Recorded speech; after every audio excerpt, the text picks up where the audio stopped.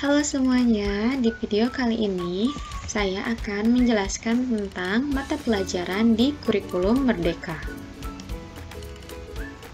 Tapi sebelum itu, saya akan menjelaskan bagaimana bentuk struktur kurikulum SD atau MI dalam penerapan kurikulum Merdeka. Nah, biasanya kita menyebut anak-anak SD itu dengan sebutan kelas 1, kelas 2, kelas 3, sampai kelas 6. Untuk kurikulum Merdeka ini ada struktur yang dibagi menjadi 3 fase untuk anak-anak sekolah dasar, yaitu fase A untuk kelas 1 dan kelas 2, fase B untuk kelas 3 dan kelas 4, dan fase C untuk kelas 5 dan kelas 6. Satuan Pendidikan SD atau MI dapat mengorganisasikan muatan pembelajaran menggunakan pendekatan mata pelajaran ataupun tematik. Nah, untuk porsi beban belajar di SD atau MI terbagi menjadi 2, yaitu yang pertama pembelajaran intrakurikuler dan kedua adalah proyek penguatan profil pelajar Pancasila dialokasikan sekitar 20% beban belajar per tahun. Nah, adapun alokasi waktu mata pelajaran di SD atau MI khususnya kelas 1 dan seperti ini. Nah, adapun keterangannya baik untuk kelas 1 sampai kelas 6 adalah sama.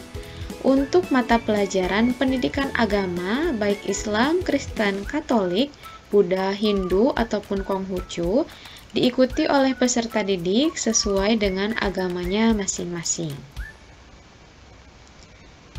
Dan untuk pelajaran seni dan budaya, satuan pendidikan menyediakan minimal 1 jenis seni, baik seni musik, seni rupa, seni teater, dan atau seni tari.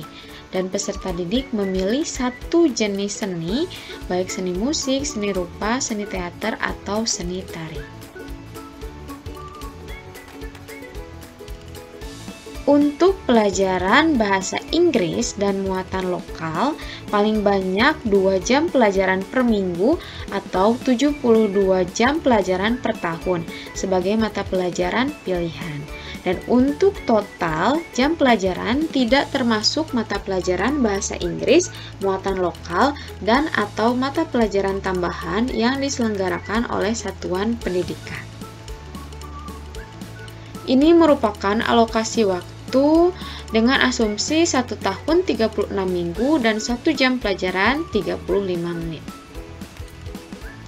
Dan adapun untuk kelas 3 sampai kelas 6 ada tambahan pelajaran, yaitu pelajaran ilmu pengetahuan alam dan sosial atau disingkat dengan IPAS.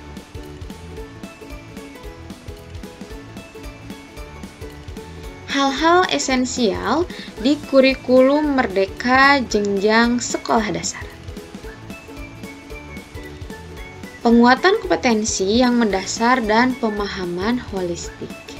Yang pertama ini adalah IPAS atau ilmu pengetahuan alam dan sosial. Nah, untuk memahami lingkungan sekitar, mata pelajaran IPA dan IPS digabungkan sebagai mata pelajaran ilmu pengetahuan alam dan sosial atau disingkat dengan IPAS. Lalu selanjutnya adalah integrasi computational thinking dalam mata pelajaran bahasa Indonesia, matematika, dan IPAS. Dan yang terakhir ada bahasa Inggris sebagai mata pelajaran pilihan. Nah, pembelajaran berbasis proyek untuk penguatan profil pelajar Pancasila dilakukan minimal 2 kali dalam 1 tahun ajaran.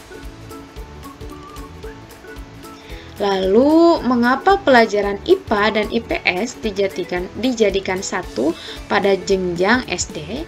Hal ini dikarenakan anak usia sekolah dasar cenderung melihat segala sesuatu secara utuh dan terpadu.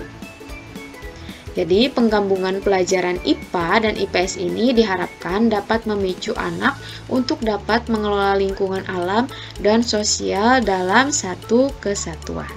Adapun untuk pelajaran IPA ini dimulai diajarkan di fase B, yaitu kelas 3 Dan kelas 4 untuk menguatkan kesadaran peserta didik terhadap lingkungan sekitarnya, baik dari aspek alam maupun sosial. Jadi, pelajaran IPAS tidak diajarkan di fase A atau kelas 1 dan kelas 2.